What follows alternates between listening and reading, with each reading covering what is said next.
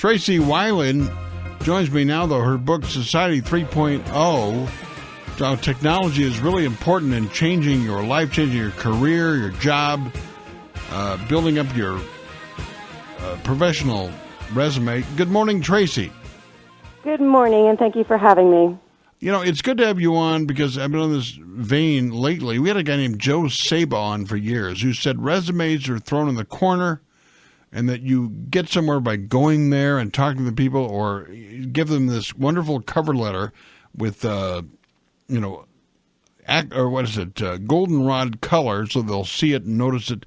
And if they like your letter and tell them how much money you can make for them and how much you want to work, then they'll look at your resume. So is that a fossil idea? Is that an antiquated notion of how to get ahead?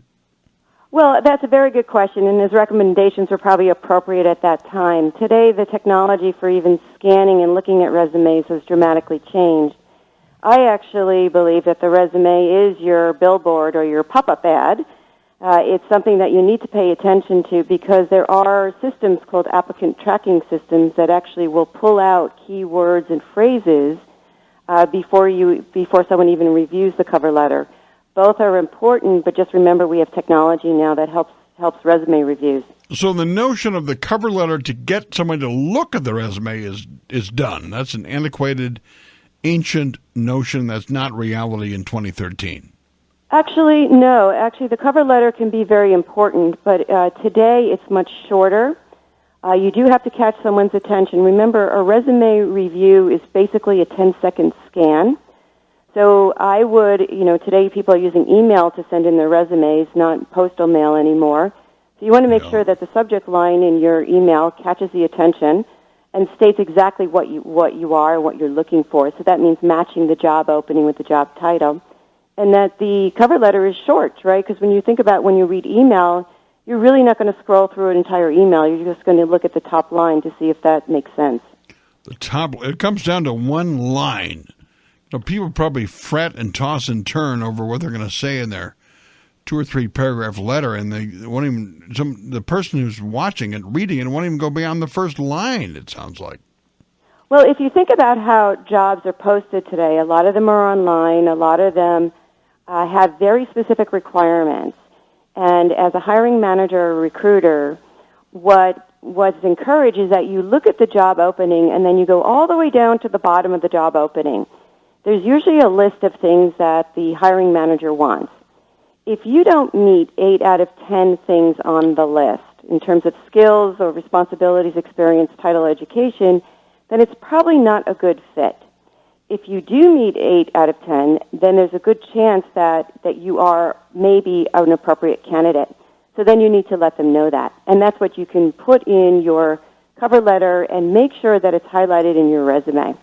Wow. And you have hundreds of other resumes. What about the old notion that you get a job because of who you know and the connections you've built up, and that if you're depending on a resume over the internet to get a job when there might be hundreds of other applicants, forget it.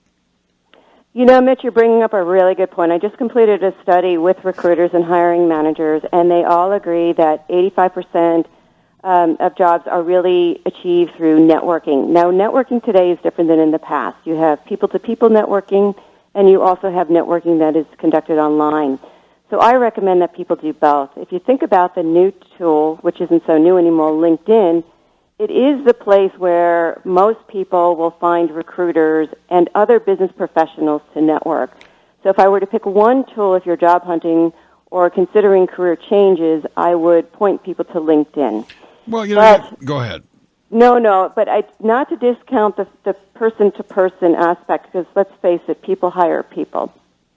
Yeah, with LinkedIn, and people know what we're talking about, LinkedIn, I get so many a day. They want to be my LinkedIn connection. But unlike Facebook, where you make these general announcements, like I've got a show coming up on such and such a date, I don't think I've ever done that on LinkedIn. LinkedIn, it's like all you do is have a parade of people saying, look at me, I've done all this. Well, actually, I think you have to understand the power of the tools on LinkedIn. Let's say you have a network and a business network, and you're trying to meet people in a certain company. You can look for people in that company, reach out to them, connect to them, and then use a system called InMails, which is where you can privately write them an email and ask them for advice on, the company, the job opening that you saw. But not a mass announcement like on Facebook. That's correct. Now, you can blog and you can post on LinkedIn, but it really is a serious business professional networking tool. If you can think about the old Rolodex. So nobody's going to read a blog or a post. They don't have time. They have to have a reason to read your message, which is done individually, one-on-one. Well, they do have an expert series on LinkedIn. So there are people who are blogging. I mean, you can follow Richard Branson, you can follow Microsoft, you can follow companies, you can follow individuals. But the intention is different than a Facebook. Well, I've got one or two listeners who might be north of 60 or 70 who may view this as somewhat tedious. But for them, how does somebody who's retired or close to retirement use the technology to help either do something on the side or maybe do a retirement self-employment? Sure. So Encore Careers is a very big topic today. There are many people who, because we're living longer, they're working longer and looking for extended opportunities. One, it's up to the individual. What are you skilled at?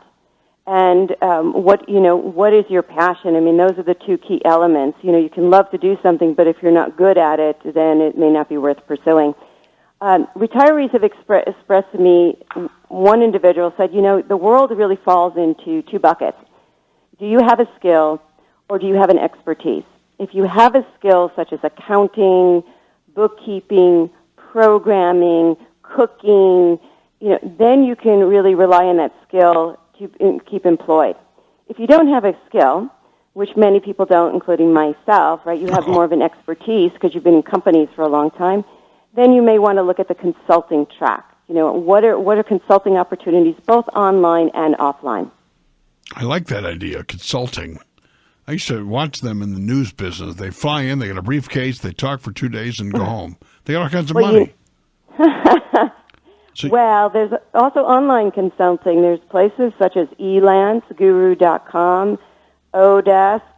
There's a number of sites out there, Ask.com, where if you have an expertise, people will pay you online. Well, could I be paid for I've got an expertise on things that are meaningless information.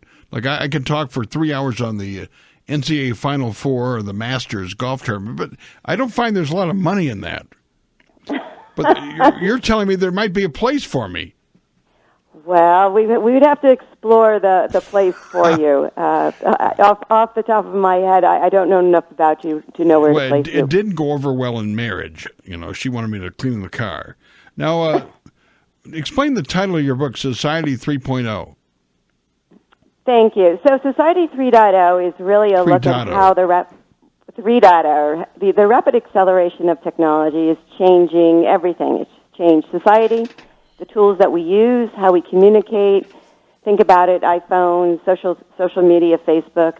It's also changing the way we work. It's also changing the way that education needs to educate our communities, and it's also changing our careers. So it's part of a series. My next book coming out next year is called Employed for Life, and that's a deep dive look at, how are we going to stay employed for life in a society where we are living longer, we're working longer, and it's also much more technical than in the past. So I look at these things because I'm concerned, like many Americans, that we can all stay relevant and employed for life. All right, I like that idea, and you're very knowledgeable, and we appreciate it. Tracy Wilen, the book Society 3.0, available everywhere, I presume, Tracy, and certainly Amazon. So thank you very much for the time. Good luck with the book and your career. Thank you very much.